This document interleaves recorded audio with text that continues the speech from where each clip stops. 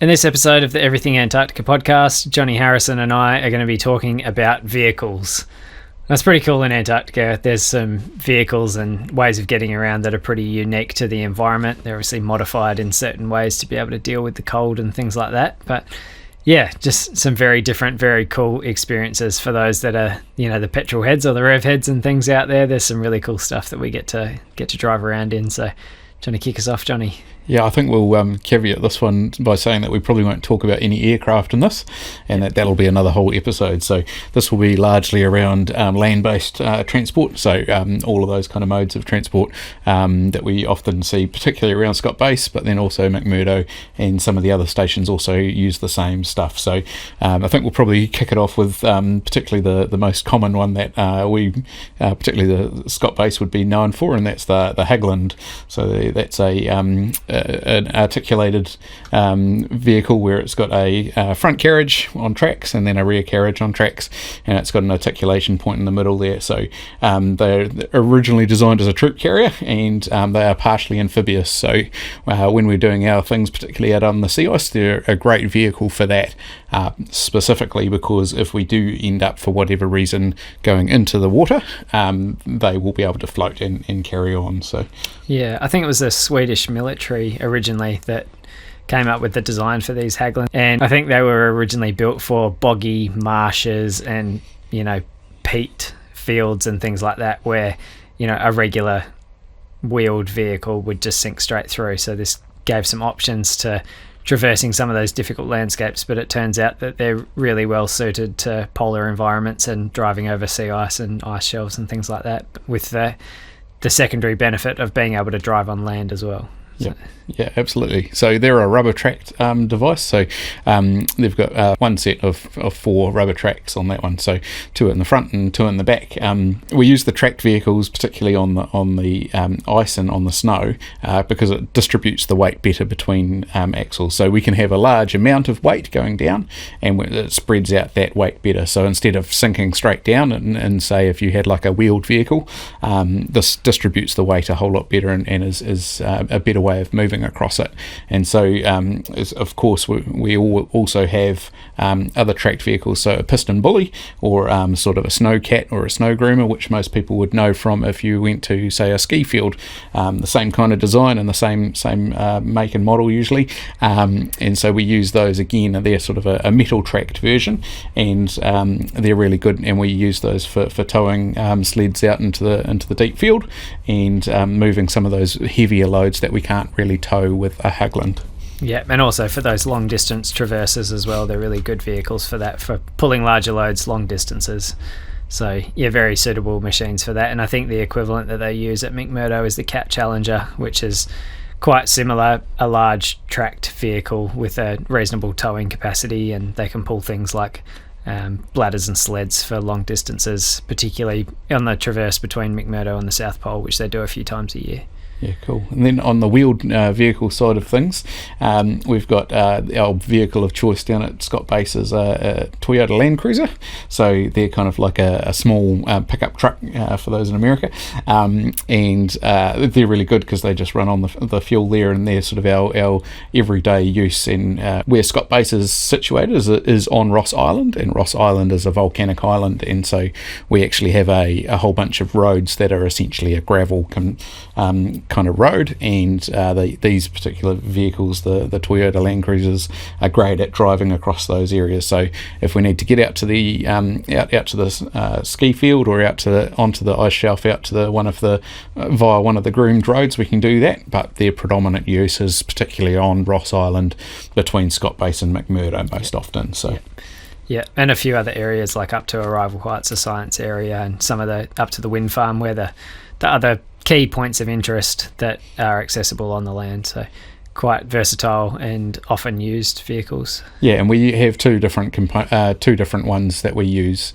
So we have the troop carrier one, so they've got sort of bench seats in the back of them, and that's kind of, we use those for our sort of more people movers. And then we have sort of more of a sort of a ute type style with a flat deck on the back, so that's quite good for moving cargo, as you'd imagine, and things like that. So those are the two kind of configurations we have down there. Yeah, cool. While we're talking about that and roads, we might just digress a little bit into speed limits. So people might often just ask the question, is there like a highway? Can you drive 100 k's an hour type thing? But no, that's not the case. I mean, when we're operating around Scott Base or McMurdo, typically the speed limit is walking pace.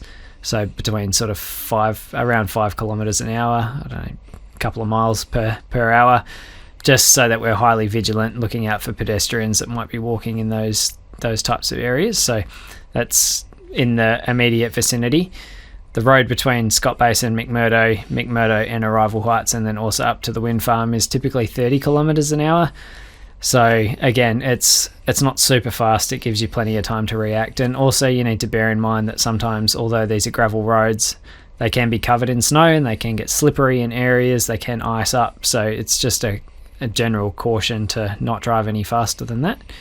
And then on the ice shelf roads, if we're heading out to the airfield or one of these other areas sort of off station that does support the use of wheeled vehicles, the maximum speed limit there is 50 kilometres an hour, or about 30 miles an hour. So again, not overly fast. And that's one of the really strange things coming back to New Zealand when you get in a car and you might be driving along the freeway and doing 80 kilometres an hour. It actually really feels like you're going supersonic, because you haven't driven a speed that fast in a really long time. But it's for our safety. The roads are icy. In many cases, the roads are ice, and can get slippery with snow and things like that. So we have speed limits in there just to manage the risks.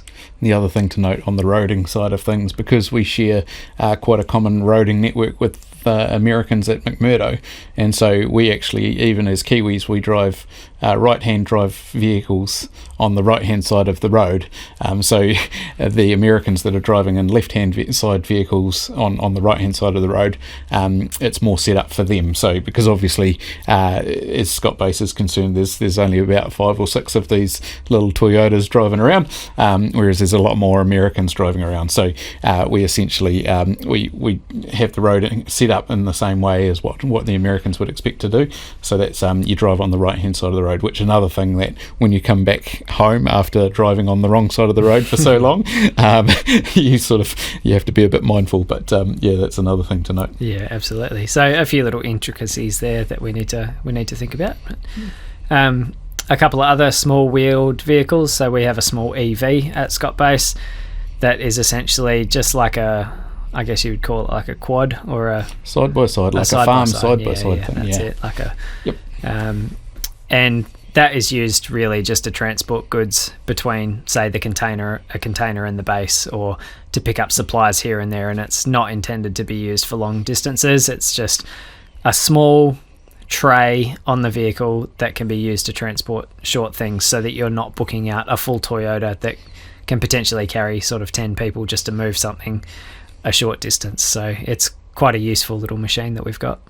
Yeah, and there are a couple of quad bikes, but they're not used too often anymore, and they would be mostly for like towing trailers for doing a similar job, just kind of the next sort of step up, really. Yeah, what we find that is typically used for, or certainly in the cases that I've seen, would be taking things from the field centre when you're getting a science group ready to go, down to sort of the helipad to load up the helicopters and things like that, to save you carrying these loose items down around the helipads. So they'll sit in the back of the quad.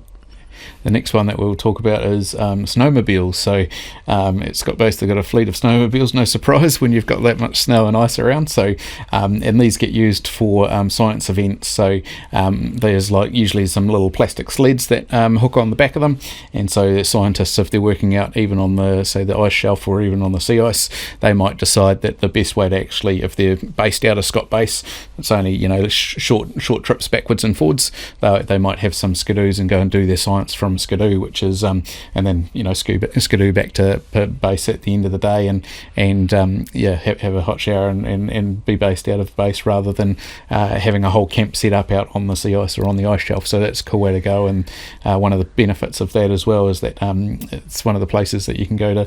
If you're lucky, at the end of the season they'll often do a few fam trips. So once all the science is done with the Skidoos and the snowmobiles are all done with for the season, you're often lucky enough to go and have a bit of a trip on one of those, which is pretty special. Yeah, it'd be pretty cool. as we move away from sort of those types of vehicles, you do get into the really large people carriers, and there's a classic, almost iconic vehicle at McMurdo Station called Ivan the Terror Bus, which I liken to an old American school bus jacked up on monster truck wheels.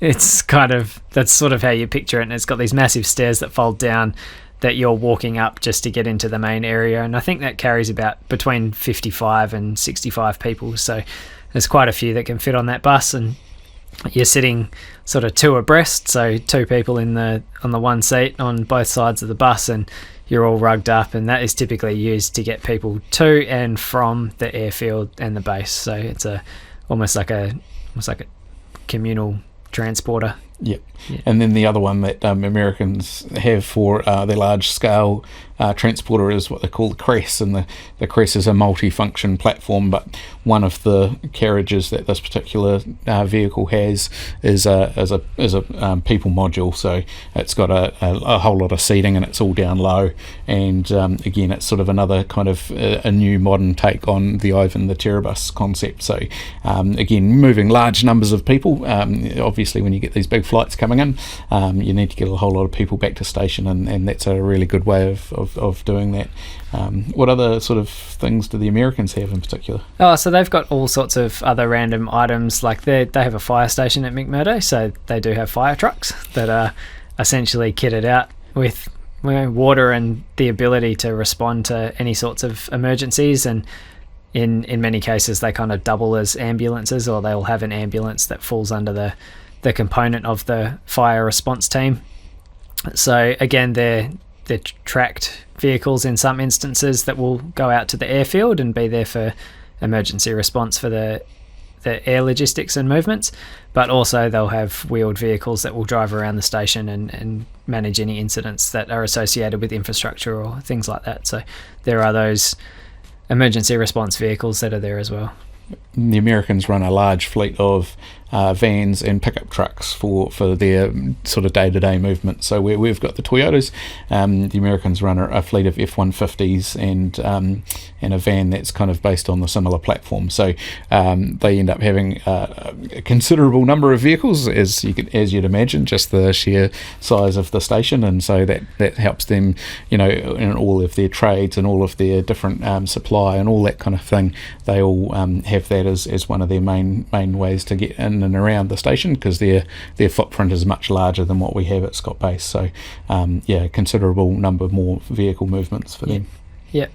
And if we look at the other side of things, so we've spoken about vehicles, but there's also a whole lot of plant and equipment that we use as well. So construction vehicles and things like loaders and excavators and bulldozers and cranes and all sorts of things. If you can think of it in the in the world back here, it probably exists down there. There's a roading network, so there needs to be a grader that maintains the road and keeps that good. You've got bulldozers to make sure that actually if they need to push a whole lot of snow out of the way, they can pile it up and move it. They've got dump trucks and anything you can imagine. So that was something that we probably didn't touch massively on in our series on how to get a job in Antarctica, but again, there's all these other roles that need filled with looking after and just general plant, both maintenance and also operating. Yeah, absolutely, and it's just such an important part of the job. And you look at the things like excavators, and it's often used to clear snow away from the buildings, which is a safety component to make sure that the doors open when you need to go out and things like that. So these are job roles that accompany the use of this plant and equipment. So also very useful to think about. And then on the other side of that, you've got things like forklifts and what we call telehandlers to move pallets and other items to and from the base and around the station. And it just makes life so much easier and eliminates the likes of manual handling and allows us to stack things up on shelves, and it just takes that human element out of the manual handling side of things. So even like as simple as a forklift ticket could be something that you could pursue if getting to Antarctica and working down there is something that you want to do. So telehandlers and forklifts for internal and external operations are pretty common as well. We also have fuel trucks, so obviously there's a whole lot of fuel needs to get moved around to look after all these things. So there's fuel tankers, there's also a whole lot of cargo trucks, so often with a flat deck, so you'd imagine the plane arrives and all this cargo is sitting on pallets in the back of the plane, and we now need to get that off and then get that plane turned around as quickly as possible. So there's forklifts that are essentially giant loaders with fork attachments, taking those pallets and putting them onto cargo trucks that then take that cargo back into town. So there's a whole range of these different vehicles that have a very specific purpose and look kind of funny on the big balloon tyres often, and so that's kind of the big thing that you see of difference, really, is that it's usually a little bit older than what you're probably used to seeing back home, and then you've got these somewhat more quirky vehicle types, and there's definitely these different tyres and tracks and stuff like that you wouldn't necessarily see when you're driving down down your local suburban cul-de-sac. Yeah, absolutely. And then, we touched on other things. So the likes of cranes and other types of construction activities might just be useful for a short period of time for a specific project. And I think back to the construction of the wind farm. I wasn't around, but I've seen many videos and images of the crane that went south to lift the wind turbines into place. Is not something that you would need for general day-to-day operations, but it was something that was specifically taken south for that project. So that fulfilled its duty and then came back north. So there are other specialist items that might be used for a particular job that fit into the plant and equipment or vehicle category. We've briefly touched on the fact that we've got a fleet of Toyotas down in Antarctica, and one of the things that's different in some of those places in North America and things like that would have the same thing, where we end up having a block heater inside the engine. So that's to kind of keep the engine oil warm, and so that actually when we're starting the truck up, we're not doing that completely cold. So there's a few things like that are somewhat more unique to Antarctica. Obviously up in some of the northern hemisphere, up around your Alaskas and stuff like that, you'd also do it up there, but for us down here it's somewhat more unique. And the other thing is we have different temperatures that we can operate the vehicles down to. So we have some particularly tight controls around making sure that we're looking after the equipment, and we only run it in a suitable temperature range, so that any of the oils and the diffs, as they get harder and they start to congeal, we're not running the equipment in a bad state. So and that also brings up a good point around our Antarctic fuel. So Antarctic fuel typically has a lower freezing point, because as you can imagine we're constantly cold, so that's something else that we need to be particularly mindful of when we're sending vehicles south. Make sure that they got no fuel from New Zealand still in them, and often they'll change a few of the fluids around to make sure that none of that stuff freezes up when they get down there. Yeah, absolutely. It's such a good consideration. There are so many different things that you need to learn when you do your induction for a vehicle, and you need to have a driver's license to operate these vehicles, or need the appropriate license to operate the plant and equipment, but there is an induction process that runs you through some of the things that you need to consider. So the other one there is that we chock the vehicle wheels instead of using the handbrake, because the handbrake can be susceptible to freezing on. So if you activate the handbrake, you might come back later on and you might not be able to release it. So instead of that, the process that we go through is that we leave the handbrakes off and we chock the vehicles with a wheel chock, just to make sure that they don't run away. But it's just another additional consideration for operations in these temperatures. Hopefully that's given you a better understanding of some of the plant, equipment and vehicles that we use down in Antarctica. As you can see, it's a pretty similar operation to many other parts in the world, with certain intricacies to make them suitable for operations in a cold polar climate. This is, again, another opportunity that people can capitalise on if they want to live and work in Antarctica. Just sheer the matter of being qualified in plant operations or driving a forklift or something like that, your skills will be valuable somewhere. So that's another avenue that you could pursue, but hopefully this has given you a good overview of some of the vehicles and plant and equipment that we operate down in Antarctica. Thanks for tuning in. We hope you enjoyed this episode. Stay tuned for next week. We'll be talking about something else just as interesting. That's it for today's episode of the Everything Antarctica podcast. Thanks for listening. If you want to find out more about us as hosts, you can find us on Instagram at Matty K. Jordan and at Johnny Harrison NZ. We're also on socials. You can find us at Everything Antarctica. This episode will be released on all streaming platforms, and the long-form video will be found on YouTube. Check us out wherever you listen to your podcasts. If you enjoyed this episode, don't forget to subscribe and leave us a 5-star rating. This will really help us in our mission to make this podcast as good as it possibly can be. Please share this episode with your friends and social networks so we can spread the word to more people. Until next time, stay cool.